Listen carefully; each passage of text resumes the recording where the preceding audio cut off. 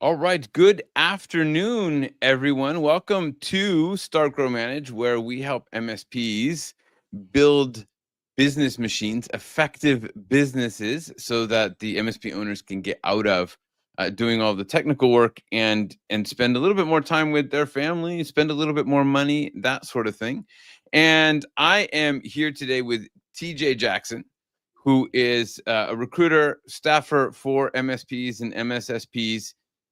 Generally works with more mature MSPs who are looking to grow, and was telling me before we got here about the story of one MSP that he worked with that started with, they were at what, $4 million and 21 employees, and they ramped up to 64 employees and $14 million, and then were able to sell themselves. Right now they have the organization that works. And that's the kind of story that we love to chat about here at Start Grow Manage. So TJ, welcome to the podcast and the show. Great to Thank you. see you. Thank you. Likewise. Always great to see you again, Jeff. So I always like to start with the problem you solve for MSPs. So what would you say the key problem is, the key business problem is that you solve for MSPs? If I had to say, it kind of goes a little deeper than just putting butts in seats, right? Yeah, Um, I absolutely. yeah, I help align uh, uh, candidates to the core values of the business, right? I think that's a key indicator, right? Yeah. Because if you have strong core values that are implemented across all lines within the business, just makes for an easier, more harmonious work environment for that new candidate, new employee. Well, so I have, let me back up. Like, I started my sentence 3 times there, which you're not supposed to do while you're recording. But No anyway, worries. we have a pretty definitive opinion on that as well. But before we get there, what do you think in terms of core values and capabilities? Like, what should people be hiring for? Core values or the ability to do work? If I had to put it in priority, I would say core values first. Core values first, and then capabilities. Because the thing is, if you are hiring on core values and cultural alignment, these employees resonate with their team. They resonate Yeah. with the company values, right? And so Right. they integrate and collaborate a little bit more effectively, right? And that contributes to that positive work environment.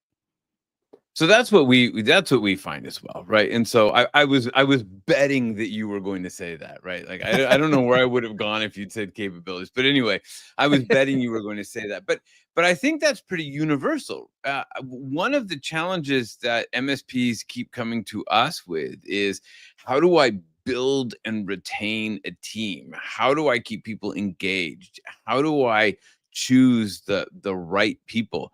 And what we find over and over again is that it comes down to the core values. If you have core values well established, and you know what they are, and you're hiring people who fit those core values, it works a lot better. You can teach people how to Absolutely. do stuff, right? You can teach people how to do stuff, but you can't teach core values. No, not at all. Not at all. That's one thing, I've noticed a lot within MSPs too, right? You can't teach the soft skills, right? They have to want it. They have to be able to get it, right? And they have to have the capacity to do it, right? Right. So, those soft skills aren't really teachable. It almost has to be ingrained in that type of person, you know. Well, especially when One you're trying to mesh, right? When you say, okay, I've got a business and I'm trying to mesh people with that business. If you have to go through this exercise of trying to teach everybody soft skills, it it just doesn't work. And especially around core values and what you value and how you value things. If you are a eat what you kill um company and you hire a collaborative, work together type of person, it's never going to work. Doesn't matter how capable that person is, it's just never going to work. Right. And that's and like you said, you can't teach core values. People have them, they are Right. them. right? Right. But I can tell you this though, Jeff, and it's funny that we're talking about core values, right? Speaking to several MSPs, uh, uh, a lot of them have great core values. Some may want to rediscover what their core values are, right? And I had one MSP that actually went to his mid management and asked them, "Hey, what are your core values here at this MSP?" Yeah. Right? Yeah. And see if they're aligning, right? If they are aligning, those are the people that want it and that get it and that have the capacity to do it. You know, So I'll we've always said that core values is more of a process of discovery, right? Like yes, you kind of have them. They're not it's difficult to invent them. There is a set of core values. There is kind of the way that you operate. There may be the things that you say and the things that you do, but the things that you do tell you what your core values are.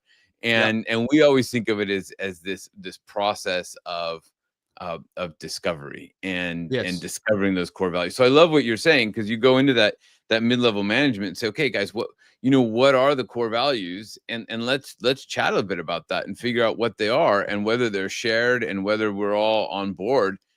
It's going to make for creating a much more harmonious, engaged team, right? absolutely, absolutely. And here at Culture Fits, we want to mirror your dedication that the MSPs serve for their clients, right?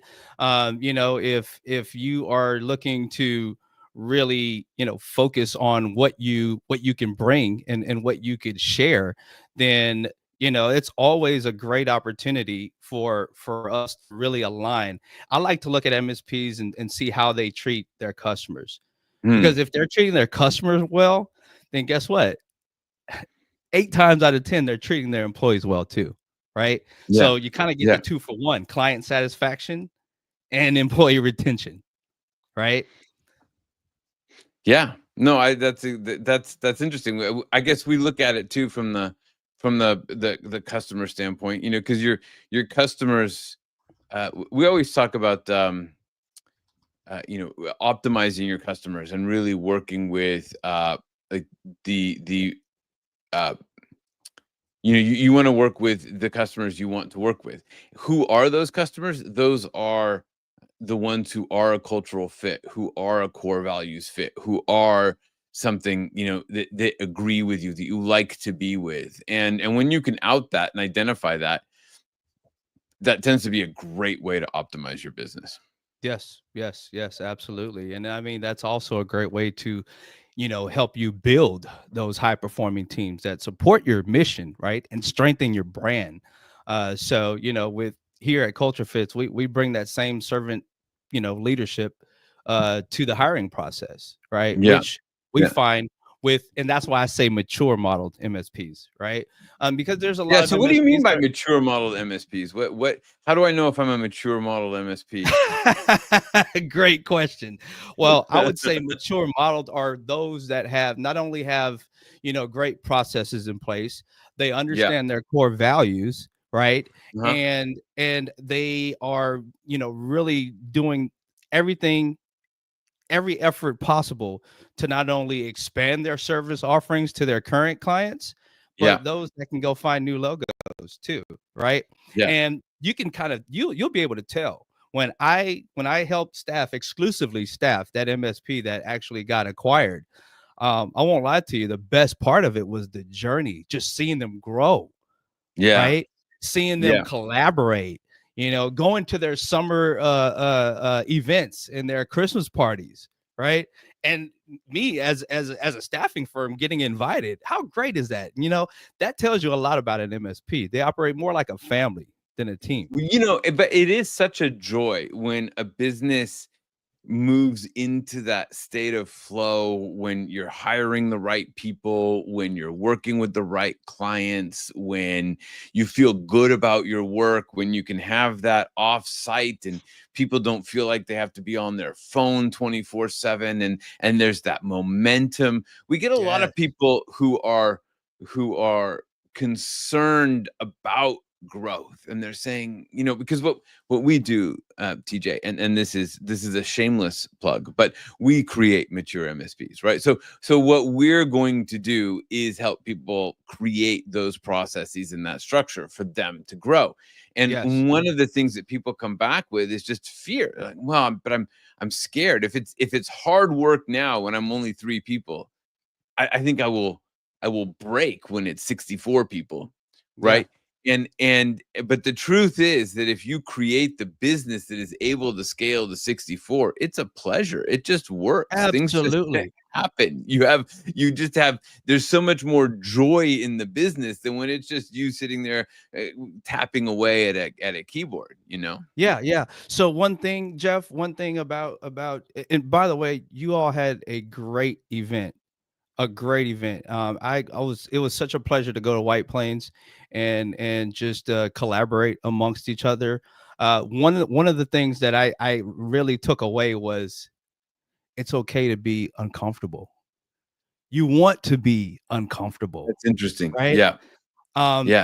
And so these are it's funny because I actually met some competitors there, right? Yeah. And it was still very engaging, very collaborative. Everyone talked about best practices, but the greatest thing is knowing and seeing how Start Grow Manage can help these MSPs get to that maturity. So when you talk about being uncomfortable, that's probably the time when you should really be able to shine and grow.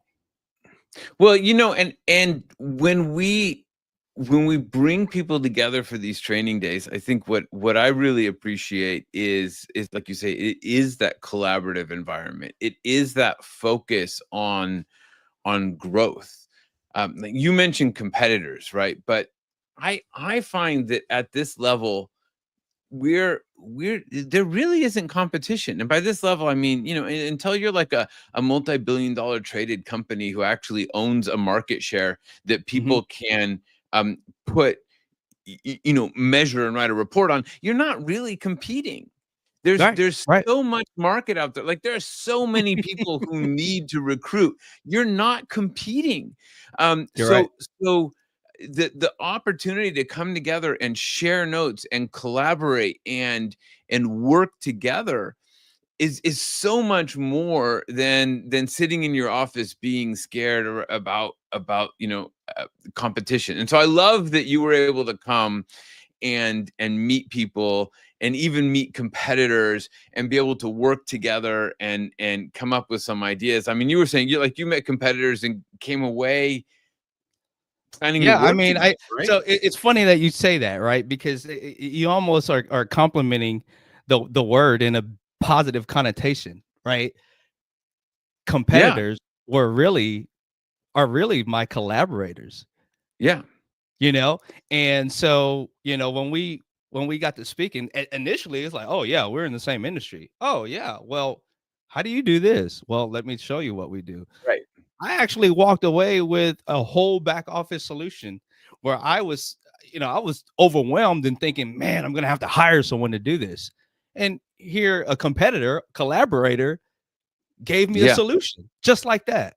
yeah. So, it was a great event. I think everyone came out of there, taking something away. And what you are doing, Jeff and Joe, for Start Grow Manage is awesome and intriguing and very much well needed. So thank you. Well, thank you, TJ. Okay, the check's in the mail. No, no.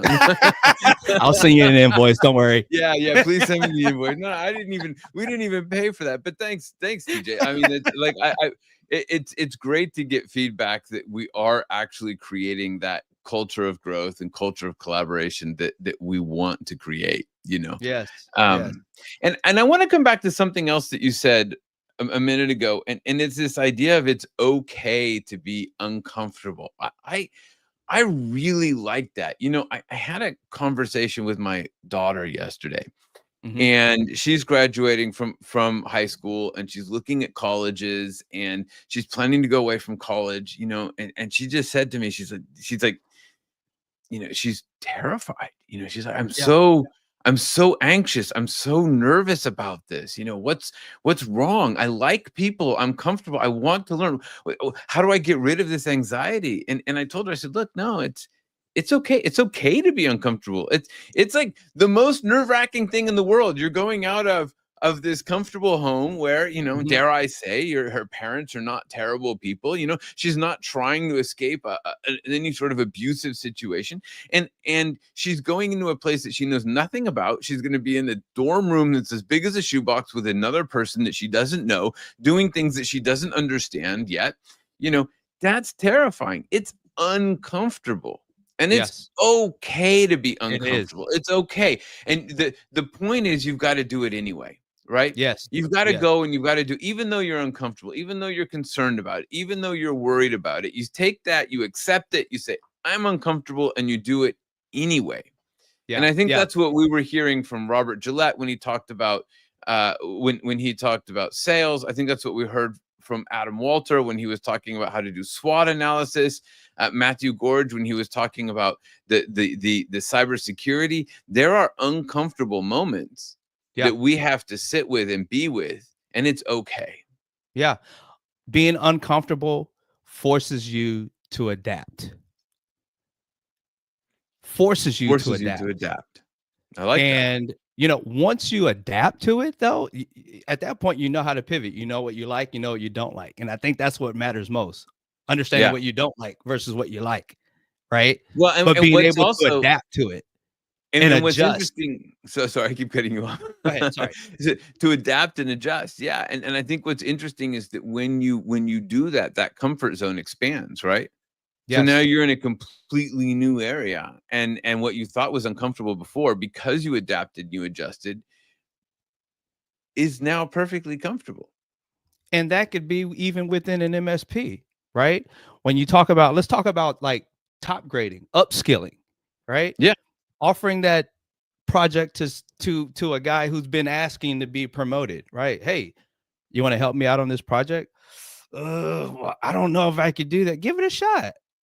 Why not? right. And again, if he gets it and wants it and has a capacity to do it, being uncomfortable is a blessing in disguise at that point. Well, and you also bring up an interesting point with that, because then the manager also has to go into the uncomfortable space of letting the employee do the work. Yes. Yes. Right? And you Yes. have to let them potentially fail. Fail. Yes. Fail. First attempt in learning, right? It's So what? true though, right? It is. It is. You have to fail to learn. One of my MSPs, they always tell their employees, look, if you mess up, be like a goldfish. A goldfish only remembers 3 seconds. Remember it, get over it, and move on. Yeah. Right? So it's okay to fail. But there was this beautiful story, this mythology in IBM where and I don't know if it's like real or apocryphal, but it's like one of these IBM myths. And there was this kid who goes into his boss's office, and the kid just like royally screwed something up and cost the company something like $100 million. Like the story is, it cost him $100 million, and this was back when $100 million was real money, right? So anyway, it cost him $100 million, and so he goes into the boss. He's like, okay, I'm ready for you to fire me. I know it's coming. And and the guy's like, fire you? I just paid $100 million to educate you. What are you talking about? Like, if you go anywhere now, I'm screwed, right? Yes. So let's Yes. move on to project two. And there is we've got to accept that a bit of failure is going to come, but that's how we get that's how we actually ratchet up and get up to those higher levels, right? Absolutely. Absolutely. I totally agree with that. And usually when you get past it and the smoke clears, you'll remember what to do next time, right? And I And also find possibly that, help each others avoid that. well, so we can help each other avoid that. Employees can help each other avoid that. And Mhm. I've also found that clients are actually more forgiving than we think that they are. So when somebody screws up and you just own it, usually you can move beyond it, right? So you get an educational experience and it's probably not going to kill you. Yeah, yeah, Right? yeah. I love Let's what hope not. Joe, I asked this, Carla, to put this back up here. I love this comment from Joe. Comfort is where dreams go to die. Discomfort is where evolution begins. Lean in, level up, and let growth do its thing. So, I think that's really Absolutely. true. Absolutely, absolutely. I mean, leveling up, man, it's necessary. It's required. I mean, it should be something that everyone is ingrained in and thoroughly, wholeheartedly wants, right? Yeah. Technology is complex enough, right? People Yeah. don't need to make it more complex. We have to stay innovative and ahead of the curve. So, I love it. I love it. That was a great comment, Absolutely. Joe.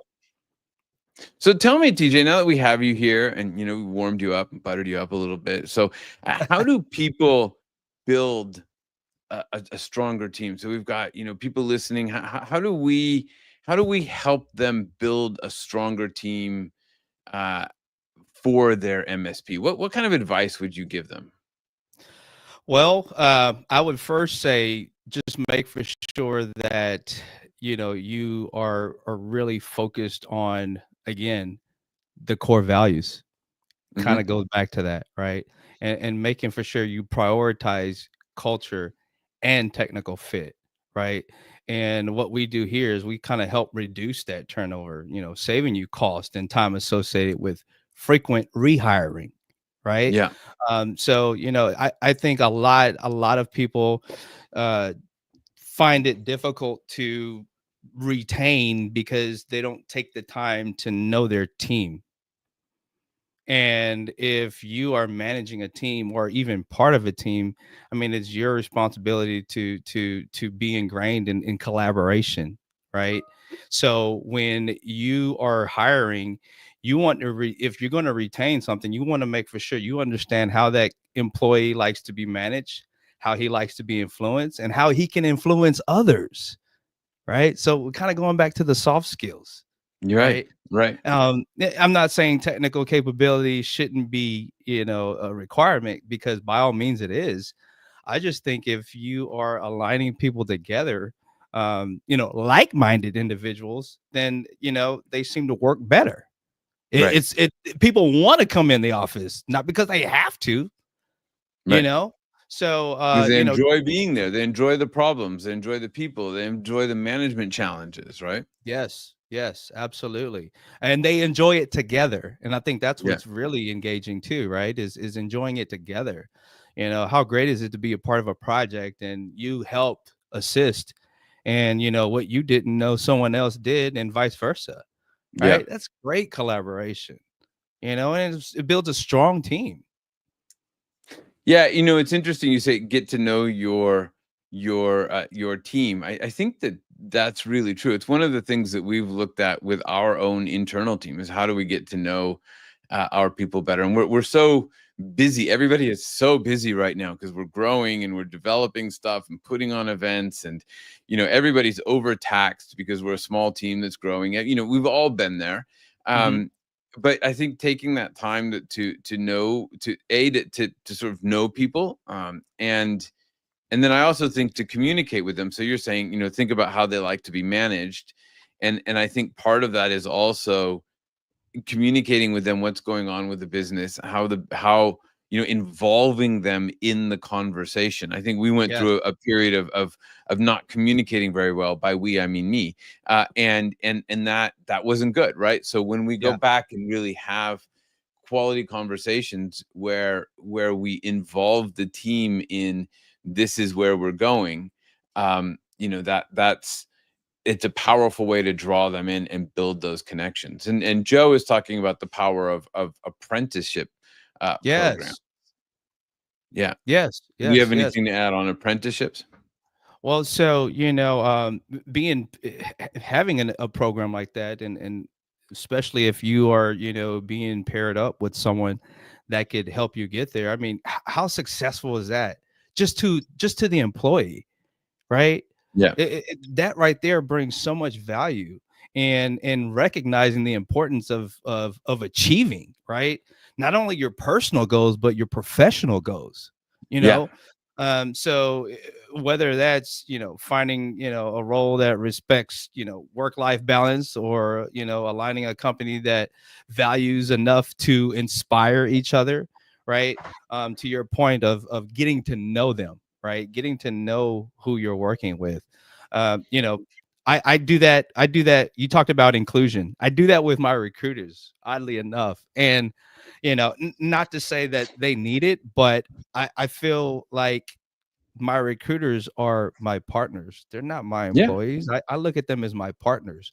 Yeah. We all are taking a dedication to improve what we're doing, not just for us, but for the lives of others, And yeah, for right? everybody else. And and that's what we are very passionate about. We're passionate about people. So you talked about inclusion. I include them on everything. As a matter of fact, I ask their opinion on some things too, Yeah. right? So you talk about collaboration, involvement, innovation, new ways to do Right. things. What takes us right back to what we were talking about earlier, right? Is that one of the values of coming together and meeting with other people is you get to access their brains. And the Yes. truth is that the more brains you can access and bring together around a problem, the better the results are going to be, the better the insights, the better you're going to be able to plan and deliver and do the things that you're planning on doing. So that's I think a key part of that with your team. When you can collaborate, when you can bring them in, then you access their brains and their Mhm. ideas and their ability to support you, and that's very valuable. Yeah, you'll find, at least I have, when I include my recruiters in what I do, I find that they compliment me more, Yeah. So sometimes I'd want to say something, but they'll do it, right? And I don't have to say anything. Yeah. You talk about Yeah. collaboration, that's at its finest, when you're including your employees, right? No, So I think I love that's a that. beautiful thing. Yes, So yes. TJ, before we move on, just how do people get in touch with you? I mean, obviously you have the QR code on the screen, which is well positioned. What are the next steps if somebody wants to work with you? Well, hey, you can actually easily scan my QR code. You can connect with me at www.linkedin.com/in/TJAXN. Yep. Or you could just put in Culture Fits on LinkedIn and you'll find me. Nice. And then have a conversation with you and see what the next steps are, right? Yes, yes. I encourage candidates and MSP owners all in the same. Again, we like to mirror what you are offering, and we're very passionate about people. I think for me, and this is just me, Jeff. God has given me the permission to pursue my passion, and that's people. So if you're looking for a valued resource, a trusted resource, I know people hate to hear that sometimes, but that never dies with me because I'm more than putting butts in seats. I want to be a connector. I'm your go-giver, and I want to help out in any way. So thank you That's a again. beautiful thing, TJ. I don't think there's much we can add to that. So that's like putting a that's a great ending to the conversation. And I think in terms of working with us, we are actually doing a program that's going to be coming up, but I don't have the page yet quite, where we're going to be talking about how to use SWOT analysis. And then TJ, Mm, I don't know, maybe we should do something around how to create core values for your MSP. We could do something like that together. that would be awesome. So Awesome and well needed, we I'm have a sure. whole program on core values. So maybe we'll do something along those lines and just come back here and we'll put some links in the show notes and Oh, that would be awesome. yeah, I think that'd be good, right? Yeah, yeah, yeah. I think it'll be an eye opener for a lot of people too. So hopefully if they're watching this now, I mean there are some things that I'm sure people are thinking in the back of their head. And to your point, being uncomfortable, right? Do it. Yeah. Do it. Be Yeah. uncomfortable.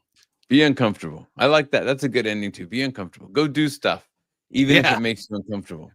Yeah, exactly. Exactly. All right, TJ, it has been a pleasure to chat with you and hang out with you this afternoon. Thank you very much for your time. Thank you for coming out to White Plains for our training day, and for all you're doing for the MSPs and the people in your world. It's a real pleasure. So thank you very much. Yes, And sir. for everybody watching this live and everybody watching this in the recording and the podcast and everything else, thanks for listening. Thanks for being here. Thanks for what you do. And we will see you next time at Start, Grow, Manage. Bye, guys. Thanks for joining us, and a special thanks to our subscribers. Consider becoming one right now and tap into our insights and instincts to help drive your business vision and success. Remember, you didn't start your business to feel frustration. You started it for freedom. We can help you discover the impact, freedom, and wealth you always imagined. Learn more at startgrowmanage.com/learn more.